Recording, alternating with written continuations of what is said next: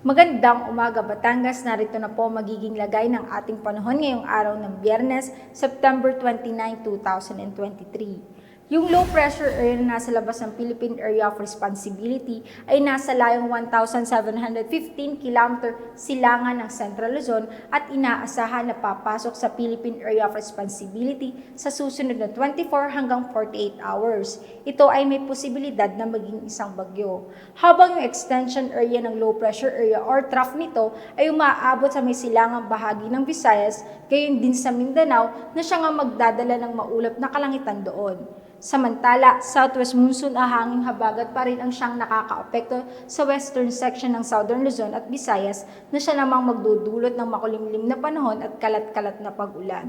At para naman po sa magiging lagay ng panahon dito sa Batangas ay makakaranas tayo ng maaraw papunta sa bahagyang maulap hanggang sa maulap na kalangitan na may tsansa ng kalat-kalat na pag-ulan sa bandang hapon o gabi, dulot naman po yan ng mga localized thunderstorm. Sa hilagang parte ng Batangas ay may 85% tsansa ng pag-ulan. Sa silangang parte ay may 65% tsansa ng pag-ulan, samantalang sa kanlurang parte ay may 65% tsansa ng pag-ulan at sa timog parte ng Batangas ay may 55% tsansa ng pag-ulan.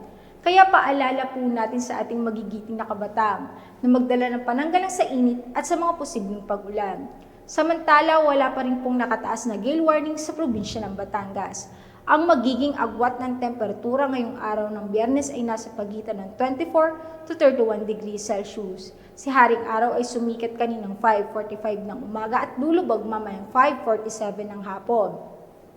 Lagi po nating tatandaan, ligtas ang may alam. At tulad ng laging paalala sa atin ni Governor Mandanas, laging maging handa, ingat at magiting. Mula po dito sa Batangas Provincial Disaster Risk Reduction and Management Office, ako po si Raven Nantasida, nag-uulat. Magandang umaga po.